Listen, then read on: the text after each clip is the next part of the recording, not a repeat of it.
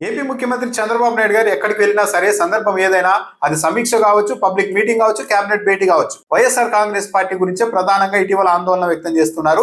Telugu Desam party media కూడా దాన్నే lead తీసుకొని కూడా వార్తలు రాస్తుంది. ఇప్పుడు లేటెస్ట్ గా తెలుగుదేశం పార్టీ కేంద్ర కార్యాలయంలో టీడీపీ క్లస్టర్ యూనిట్ల ఇన్ఛార్జీలకు శిక్షణా తరగతులు నిర్వహించారు. ఇక్కడ కూడా ఈ రోజు చంద్రబాబు నాయుడు గారు మళ్ళీ గొడ్డలి పార్టీతో జాగ్రత్తగా ఉండాలి, మనం నిర్లక్ష్యంగా ఉంటే గొడ్డలి పార్టీ చెప్పే మాటల్ని పబ్లిక్ నమ్మే అవకాశం ఉంది అంటూ ఆందోళన వ్యక్తం చేశారు. ఈ రోజు గారు ప్రతిరోజు చంద్రబాబు నాయుడు గారు ఈ పని ఎందుకు చేస్తూ ఉన్నారంటే దీన్ని మిర్రర్ ప్రాపగాండా అంటారు. దీన్ని చరిత్రలో శకుని వాడారు ఫస్ట్, ఆ తర్వాత హిట్లర్ వాడారు. ఇప్పుడు తెలుగుదేశం పార్టీ కూడా అచ్చం అదే థియరీని ఫాలో అవుతుంది. కానీ చంద్రబాబు నాయుడు గారు మర్చిపోతున్నది ఏంటంటే ఈ ఫార్ములాని ఫాలో అయిన ఏ ఒక్కరు కూడా అంతిమంగా విజయం సాధించలేదు. ఈ మిర్రర్ ప్రాపగాండాలో కొన్ని కీలకమైన అంశాలు ఉంటాయి. ఏదైనా సరే మనకు సంబంధించిన ఒక నిజం పబ్లిక్ లోనికి వెళ్ళిపోతుంది, విపరీతంగా డ్యామేజ్ జరుగుతుంది అని అనుకున్నప్పుడు ప్రత్యర్థుల మీద ఈ మిర్రర్ ప్రాపగాండాలో భాగంగా అసాధారణ స్థాయిలో ఆరోపణలు చేస్తారు. ఇలా ప్రచారం చేయడం ద్వారా అవతల వాళ్ళ మీద అసాధారణ ఆరోపణలు చేయడం ద్వారా అసలు విషయం నుండి పబ్లిక్ ని డైవర్ట్ చేస్తారు. ఇప్పుడు జగన్మోహన్ రెడ్డి ఏదైనా రైతుల ఇష్యూ మీద పర్యటనకు వెళ్ళాలనుకోండి, తెలుగుదేశం పార్టీ మీడియా సాయంత్రం ఏమని డిబేట్ పెడుతుంది,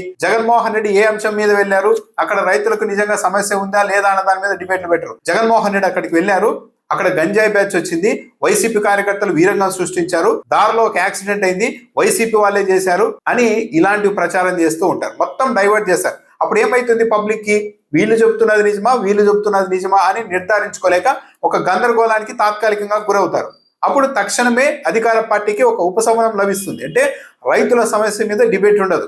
ఇలాంటి చిన్న చిన్న అంశాలను పెద్దగా చేసి డిబేట్ పెట్టడం ద్వారా అసలు విషయాన్ని దాటించేసి పబ్లిక్ లో రైతుల సమస్యల మీద చర్చ జరగకుండా అడ్డుకోవడం అన్నది ఈ మిర్రర్ ప్రాపగాండాలో ఒక కీలకమైన అంశం. అందుకే బాగా గమనించండి, తెలుగుదేశం పార్టీ టీవీ ఛానళ్లు జగన్మోహన్ రెడ్డి పర్యటనకు వెళ్ళినప్పుడు అసాధారణమైన ఆరోపణలు, ఇది అసలు నిజమే కాదు కదా అని అందరికీ అర్థమవుతున్నా సరే అసాధారణమైన ఆరోపణలు చేస్తూ ఉంటారు. ఏది, జగన్ పర్యటనలోనికి రోహింగ్యాలు వచ్చారు, బంగ్లాదేశ్ నుండి ఒక దళం వచ్చింది, వాళ్ళే ప్రతి చోట తిరుగుతూ ఉన్నారు అని ఇలా అసాధారణమైన ఆరోపణలు చేస్తూ ఉంటారు. అంటే వాళ్ళకి కావాల్సింది ఏంటి, ఇంత పచ్చి అబద్ధం మీరు చెప్తున్నారే అని పబ్లిక్ అనుకుంటారు అన్నది వాళ్ళకేం భయం ఉండదు. వాళ్ళకి కావాల్సింది ఏంటంటే అసలైన అంశం మీద చర్చ జరగకూడదు, మొత్తం ఇలాంటి అంశాల మీద సైడ్ ట్రాక్ పట్టించేయాలి పబ్లిక్ ని. జగన్మోహన్ రెడ్డి వెళ్ళిన పర్పస్ అన్నది దాని మీద చర్చ ఉండకూడదు అన్నది ఒక టాక్టిక్. కౌరవులతో కలిసి ఉన్న శకుని ఒక కీలకమైన సూత్రాన్ని పాటించేవాడు. అదే ఈ మిర్రర్ ప్రాపగాండాలో మరో కీలకమైన ఎపిసోడ్. అదేంటంటే ప్రత్యర్థుల్ని రెచ్చగొట్టడం, ఒక ఆరోపణ చేయడం. ఫస్ట్ ఆ ఆరోపణ చేయగానే, ఒక తప్పుడు ఆరోపణ చేసినప్పుడు సహజంగానే అవతల వాళ్ళ కోపం వస్తుంది, మా మీద తప్పుడు ఆరోపణ చేస్తున్నారు కదా. అప్పుడు ఆవేశపడి ఏమైనా రియాక్ట్ అయ్యారంటే ఆ ఆవేశాన్ని నేరంగా చిత్రీకరించి ఇదిగో వీళ్ళు ఇంతటి ఆవేశపరులు, ఇలాంటి నేరస్తులు వీళ్ళని మళ్ళీ తిరిగి వాళ్ళ మీదే బురద జల్లే ప్రయత్నం చేయడం. అచ్చం చంద్రబాబు నాయుడు గారు తెలుగుదేశం పార్టీ ఈ స్ట్రాటజీలో ఫాలో అయింది. అంబటి రాంబాబు గారి ఎపిసోడ్ లో మనం క్లియర్ గా తెలుసుకోవచ్చు. అంబటి రాంబాబు గారు ఒకరోజు ఏం చేశారు, ఒక వివాదాస్పదమైన ఫ్లెక్సీని తెలుగుదేశం పార్టీ వాళ్ళు పెట్టారు, దీన్ని తొలగించండి అని మాత్రమే అడిగారు. అలా ఫ్లెక్సీని తొలగించండి అని అడిగేందుకు వెళ్ళిన అంబటి రాంబాబు గారి మీద ఒక తెలుగుదేశం పార్టీ మహిళా నాయకురాలు నోటికి వచ్చినట్లు ఇష్టానుసారం బూతులు తిట్టి, దాంతో ఆవేశపడిపోయిన అంబటి రాంబాబు గారు ఒక మాట అన్నారు, అంతే. ఆమె తిట్టిన బూతులు ఎక్కడా చర్చలో లేవు. అంబటి రాంబాబు ఆవేశంగా చంద్రబాబు నాయుడు గారిని ఒక మాట అనగానే అంబటి రాంబాబు ఇంత మాట అంటారా అని చెప్పి రాత్రికి 2000 మంది తెలుగుదేశం పార్టీ కార్యకర్తలు వెళ్లి ఆయన ఇంటి మీద దాడి చేశారు. అంటే ఆమె తిట్టినది పోయింది, ఆవేశంలో రియాక్ట్ అయిన ఒక మాటను పట్టుకొని ఏకంగా దాడికి వెళ్లారు. మొత్తం చిత్రీకరణ అంతా ఎలా ఉంటుంది, అంబటి రాంబాబు చంద్రబాబు నాయుడు గారిని తిట్టారు కాబట్టి తెలుగుదేశం పార్టీ కార్యకర్తలు ఇంటి మీదకి వెళ్లారు, ఇది తప్పు కాదు అన్నట్టుగా మళ్ళీ వీళ్ళే ప్రచారం చేస్తారు. అంతకుముందు అంబటి రాంబాబు గౌరవప్రదంగా ఉన్న వ్యక్తే, అతడు ఒక నాయకుడే.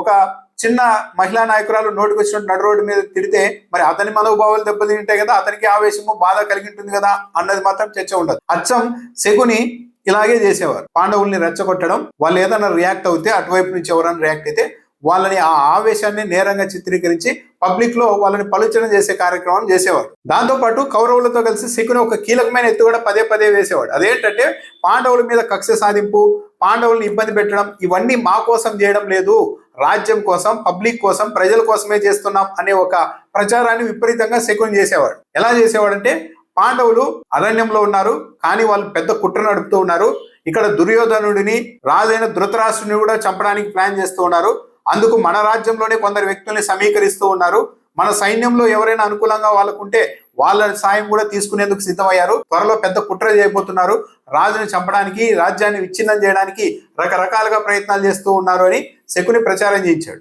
ఆ తరువాత ఒకరోజు లక్క గృహాన్ని తగలబెట్టేశారు. అంటే ఒకవేళ పాండవులు ఆ రోజు చనిపోయి ఉంటే ఇదిగో వీళ్ళు రాజ్యం మీద ఈ స్థాయిలో కుట్ర చేశారు కాబట్టి దానివల్ల ప్రతీకారంగా ఎవరు ఇటువైపు నుండి చేశారులే అని పబ్లిక్ అనుకోవాలి అన్నంతగా ఒక మూడుని క్రియేట్ చేసేవారు శకుని.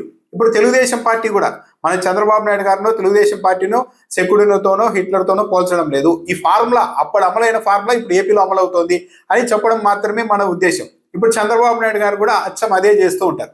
ఎక్కడైనా బాగా గమనించండి, వైఎస్ఆర్ కాంగ్రెస్ పార్టీతో నా కోసం తెలుగుదేశం పార్టీ కోసం నేను పోరాటం చేయడం లేదు, రాష్ట్రం కోసం, పబ్లిక్ కోసం, ప్రజల రక్షణ కోసం, పెట్టుబడిదారుల్లో పారిశ్రామికవేత్తల్లో ధైర్యం నింపడం కోసమే నేను ఈ ప్రయత్నం చేస్తూ ఉన్నాను. ఈ వైఎస్ఆర్సీపీ అన్నది ఒక గొడ్డలి పార్టీ, వీళ్ళు వస్తే పారిశ్రామికవేత్తలు పారిపోతారు అని ఇలా రకరకాలుగా వాళ్ళని ఒక నేరస్తుల్లాగా చిత్రీకరించేసి వాళ్ళ మీద తాను అణిచివేతకు తీసుకుంటున్న చర్యలు, వాళ్ళ మీద కేసులు పెట్టి లోపలేయడాలు, ఇవన్నీ కూడా ఏదో నా కోసం, రాజకీయం కోసం, పదవి కోసం చేయడం లేదు, ప్రజల కోసం, పెట్టుబడిదారుల కోసం, ఈ రాష్ట్ర అభివృద్ధి కోసమే వైసీపీ వాళ్ళని ఈ స్థాయిలో చిత్రహింసలు పెడుతూ ఉన్నాను అన్నట్టుగా సమర్థించుకునేందుకు ఇలాంటి ప్రచారం చేస్తుంటారు చంద్రబాబు నాయుడు గారు. ఈరోజు తెలుగుదేశం పార్టీ ఫాలో అవుతున్న ఫార్ములాని గతంలో హిట్లర్ కూడా ఫాలో అయ్యేవారు. మొత్తం పత్రికల్ని, రేడియోల్ని అంతా తన ఆధీనంలోనికి తీసుకొని మళ్ళా ప్రజలకు ఆ రేడియోల ద్వారా, పత్రికల ద్వారా మొత్తం యూదులంతా ఏకమైపోయారు. వాళ్ళ చేతుల్లోనే మొత్తం వ్యవస్థలన్నీ పెట్టేసుకుంటూ ఉన్నారు. వాళ్ళు తిరిగి మన మీద దాడి చేయబోతున్నారు, అసలు మన జాతినే లేకుండా నిర్మూలించాలన్న కుట్రభావంతో యూదులు ఉన్నారు అంటూ ప్రజలకు రోజు నూరు పోసేవాడు. అలా నూరు పోసిన తర్వాత ఏం చేశారు? యూదుల్ని ఊచకోత కోయడం మొదలు పెట్టారు హిట్లర్. అలా చేస్తూ ఎలా సమర్థించుకున్నారు?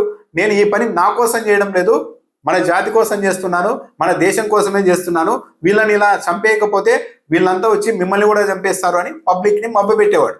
ఇప్పుడు చంద్రబాబు నాయుడు గారు అంత దారుణంగా కాకుండా ఇప్పుడు మొత్తం వైఎస్ఆర్ కాంగ్రెస్ పార్టీ మీద రాజకీయంగా ఇదే బురద జల్లుతూ ఉంటారు. నేను వైఎస్ఆర్సీపీ వాళ్ళని అణిచివేయకపోతే లా అండ్ ఆర్డర్ ఉండదు, మీ మీద దౌర్జన్యాలు చేస్తారు, ఈ గంజాయి బ్యాచ్ వస్తుంది, బ్లేడ్ బ్యాచ్ వస్తుంది, పారిశ్రామికవేత్తల్ని తరిమేస్తారు అంటూ మళ్ళా ఇలా ప్రచారం చేస్తూ ఉంటారు. అంటే వీటన్నిటి కోసమే నేను వైసీపీని అణిచివేస్తున్నాను అన్న ఒక అభిప్రాయాన్ని పబ్లిక్ లో కలిగించేందుకు క్రమబద్ధంగా చంద్రబాబు నాయుడు గారు పనిచేస్తున్నారు. కానీ వాస్తవం ఎలా ఉంటుంది? చంద్రబాబు నాయుడు గారు అధికారంలోకి వచ్చిన తర్వాతనే జమ్మలమడుగులో ఒక సిమెంట్ ఫ్యాక్టరీకి సుమోలు అడ్డుపెట్టి ముడుపులు ఇవ్వలేదని అడ్డుకున్నారు. శ్రీకాకుళం జిల్లాలో ఒక బీర్ల ఫ్యాక్టరీ మీద దాడి చేశారు. పల్నాడులో 2 సిమెంట్ కంపెనీలు ముడుపులు ఇవ్వలేదని చెప్పి 55 రోజుల పాటు క్లోజ్ చేయించారు. కాకినాడ సెజ్ పోర్టు వ్యవహారంలో అరబిందో సంస్థను వేధించారు. సజ్జన్ జిందాల్ని ఒక ముంబై నటిని అడ్డు పెట్టుకుని ఏ విధంగా ఇబ్బంది పెట్టారో చూసాం. ఇప్పుడు లేటెస్ట్ గా భారతీ సిమెంట్ కు సంబంధించి రహదారికి అడ్డంగా 2 ట్రాక్టర్లు అడ్డు పెట్టి 30 మంది గూండాలు అక్కడ కాపు కాసి ఉంటే ఒక్క ట్రక్ కూడా, ఒక్క ముడి పదార్థం కూడా లోపలి పోకుండా అడ్డుకుంటూ ఉంటే 5-6 రోజులైనా సరే కనీసం వాళ్ళని పక్కకు పంపించే పరిస్థితుల్లో రాష్ట్ర పోలీసులు కానీ రాష్ట్ర ప్రభుత్వం కానీ లేదు. అంటే ఒకవైపు పారిశ్రామికవేత్తలను ఈ విధంగా వేధిస్తూ మళ్ళీ తిరిగి వైసీపీ వస్తేనే పారిశ్రామికవేత్తలకు ఏదో అయిపోతుంది, పెట్టుబడులు రావు అంటూ ప్రచారం చేస్తూ ఉంటారు చంద్రబాబు నాయుడు గారు. చంద్రబాబు నాయుడు గారిని హిట్లర్తోనో శకుంతోనో పోల్చడం కాదు, ఈ సిద్ధాంతాలు సేమ్ అలాంటి ఫార్ములాల్ని ఇప్పుడు కూడా వాడుతూ ఉన్నారని చెప్పడమే ఉద్దేశం. కాకపోతే గమనించాల్సింది ఏంటంటే ఆ రోజు ఇదే మిర్రర్ ప్రాపగాండా అనే ఒక ఎత్తుగడను తాము చేసే పనులన్నీ అవతల వాళ్ళు చేస్తారని పబ్లిక్ లో తమకున్న ప్రచార మాధ్యమాల ద్వారా, వేగుల ద్వారా ప్రచారం చేయించినప్పటికీ శకుని విజయవంతం కాలేదు, హిట్లరు విజయవంతం కాలేదు. అంతిమంగా ఇద్దరూ ఓడిపోయారు, ఇద్దరూ నష్టపోయారు.